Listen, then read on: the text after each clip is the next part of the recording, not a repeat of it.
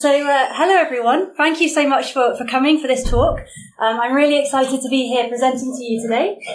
So my name is Jessie Hamill-Stewart and I'm a cybersecurity CDT or PhD researcher at the University of Bath and the University of Bristol.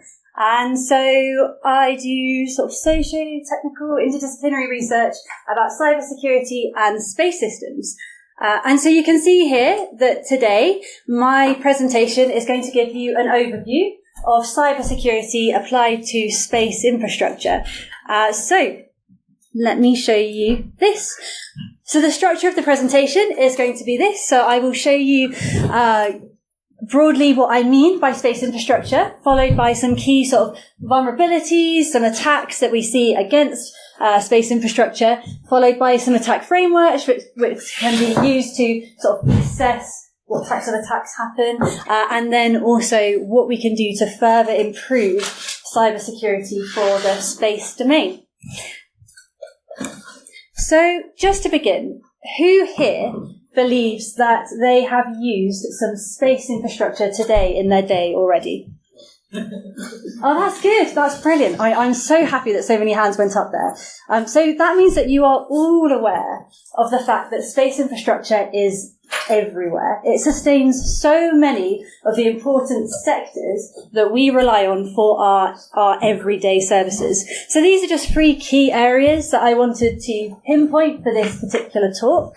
And one of them is imagery. So satellites are constantly recording what's going on up there in space, but they can also take really good high quality images of what's happening down on Earth as well. And this can really help to provide visual data about conflicts that are happening, but also about weather that's happening and sort of disasters that are occurring from extreme weather conditions, such as tsunamis, storms, and such. And so it's really helpful for providing that kind of visual data. Then there's communications. Now, this is another really important aspect of the services that satellites provide. And this is especially important for instance, militaries. They rely on satellite communications, but also a lot of areas that are very rural and would otherwise not connect to the internet rely on satellites to provide that connection. And one example of that is vessels which are travelling through open seas. They have historically often had VSATs on board, very small departure terminals. But they also now, so I learned, even today at the conference, a lot of them now have Starlink connections as well. So satellite broadband is another really important aspect of space infrastructure. And then we come to positioning, navigation, and timing.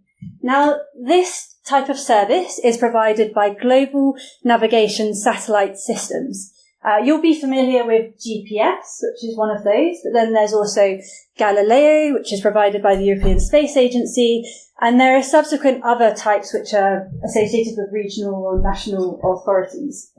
So this type of satellite infrastructure is really important because positioning and navigation sustains, directs, brings accuracy to a lot of the transportation industries and the transportation infrastructure on which we will rely. So I'm sure a lot of you, I certainly, used Google Maps on my way here today, and that was provided by those satellite signals. Timing is also really important here. This is an important service which sustains the energy grid, which sustains the financial sector. It's really important for a lot of industries, and we all rely on it every day without even realising it. So you all put your hands up when I asked you if you thought that you had used space infrastructure today, and I was really happy, but hopefully even more of you would put your hands up now. So that's why we care about securing space infrastructure, because it provides services to so many other sectors. Now, when I talk about space infrastructure, I'm largely referencing this sort of structure that you can see before you, which is actually rather blurry. Luckily, I'm going to explain it to you. So the first thing that I think about when I think about space infrastructure is I think about the space segment. Now, this is the segment which is up there in orbit, in the sky above us. It's the International Space Station, but it's also all of the satellites orbiting in low Earth orbit and also geostationary as well. And this is a really vulnerable segment because, as you can probably guess, you cannot reach the infrastructure that's up there. It's physically inaccessible, which makes it unique compared to other types of industrial control systems, which you can otherwise reach quite easily, such as a water treatment centre. You might be able to walk around and look for blinking lights, and you might be able to sort out that infrastructure if something's gone wrong a lot more easily than you would a satellite which is really far away and quite hard to access. You can't walk up to it. So this is a clear sort of vulnerability with the space segment. Then I move down to the user segment. So satellites which are transmitted down from, signals which are being transmitted down from satellites to user terminals on our phones and aeroplanes, vessels, energy grid and such. This is the user segment. This is where the users are. And a key vulnerability within this segment is actually those signals which are being transmitted down.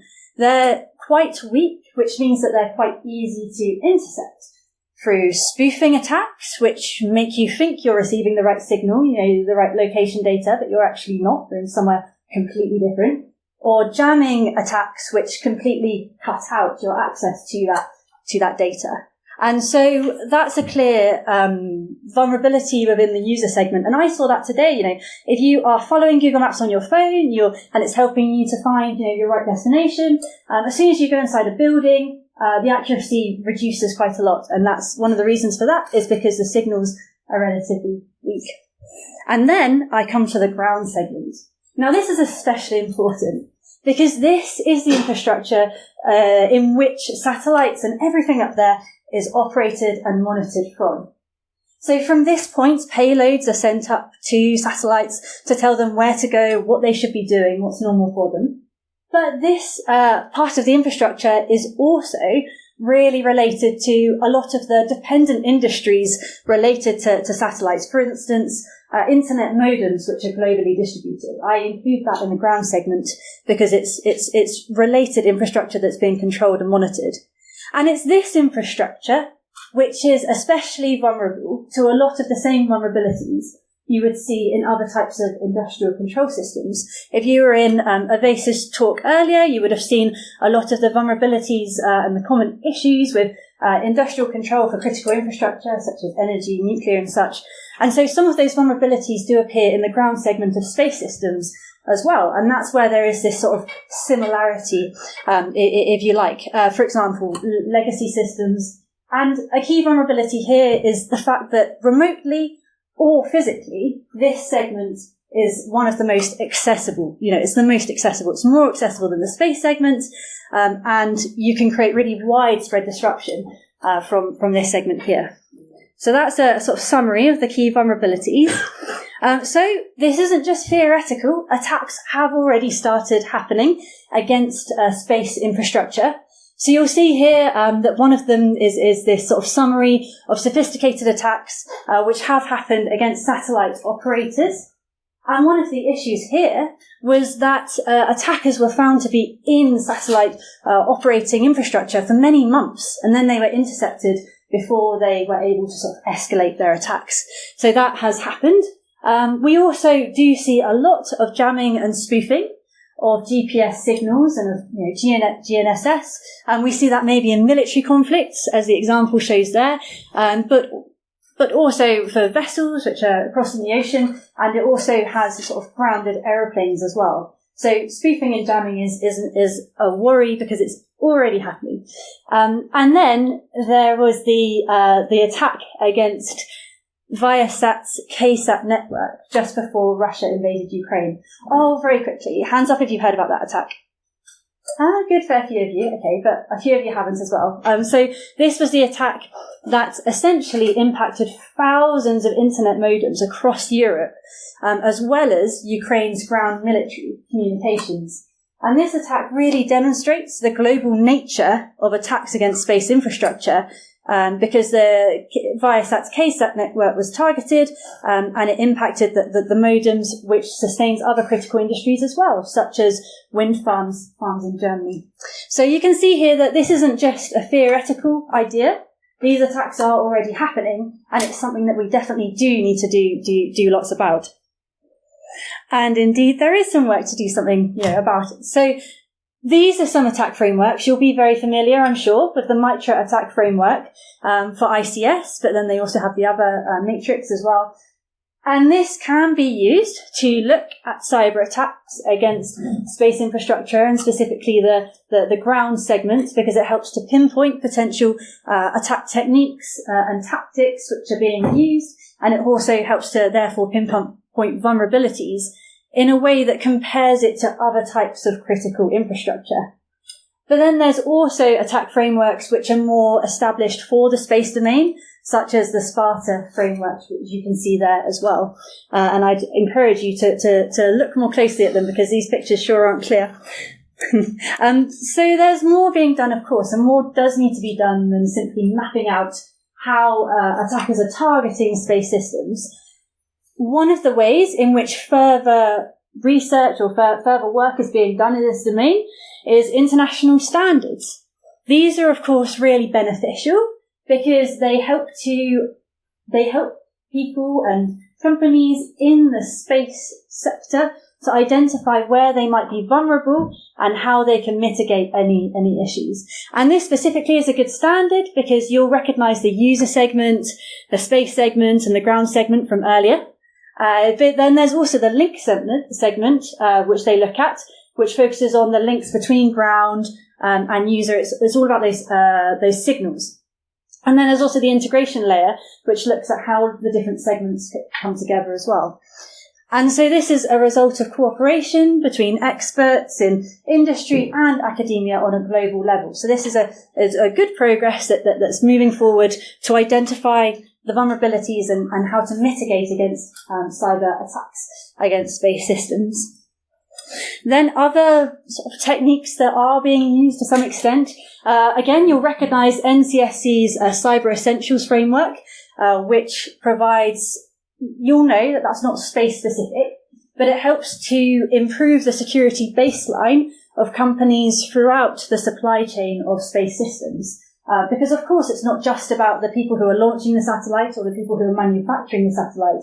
It's about all of the people before that who are helping to contribute to those components. And so this helps to improve the overall cyber security. And then within the UK at least, the Civil Aviation Authority takes some sort of responsibility of providing certifications of space infrastructure before it goes up there, to ensure that it has been secured before it gets to that point of being up in space and, as I mentioned before, quite inaccessible. And of course, research. So research is a very important aspect of discovering new vulnerabilities and looking at vulnerabilities in a different way in the context of space systems, as with other types of critical infrastructure. A specific framework that's been proposed to look at securing space systems in a slightly novel way that builds upon the established Secure by Design framework is the Secure by Components approach. And this splits components within space infrastructure into their subsystems and their subcomponents and their components to look at all of the vulnerabilities associated with individual aspects of infrastructure.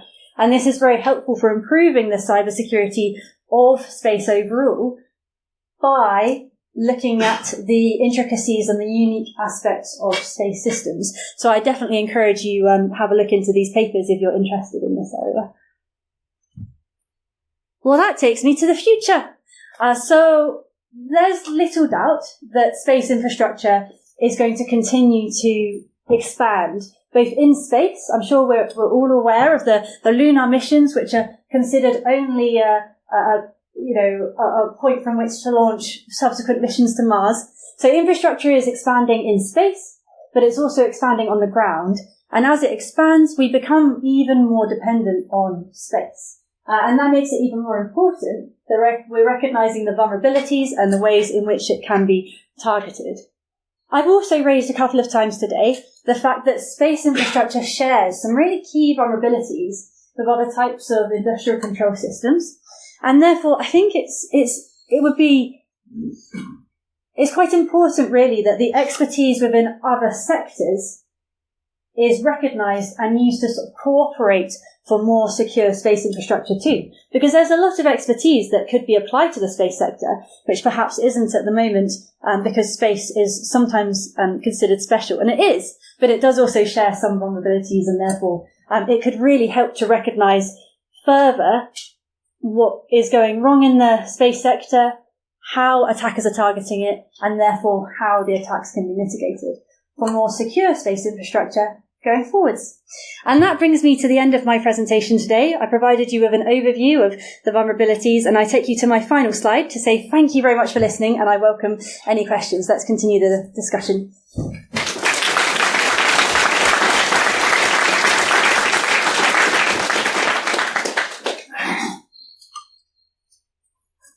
Any questions?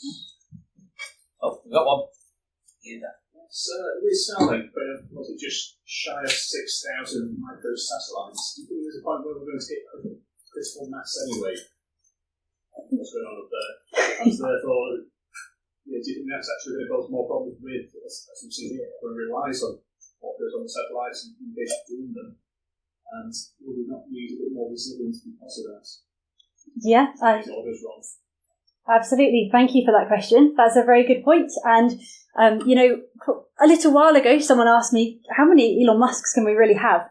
And the answer is, that there is inevitably going to be a limit on the amount of infrastructure that can be put in that low Earth orbit area. Luckily, a lot of the systems that I mentioned that we really rely on are in geostationary orbit, which is a little bit higher. And so, for example, a lot of the providers of positioning, timing and navigation is in the layer above that, and so it's extra secure. But already we're seeing lots of need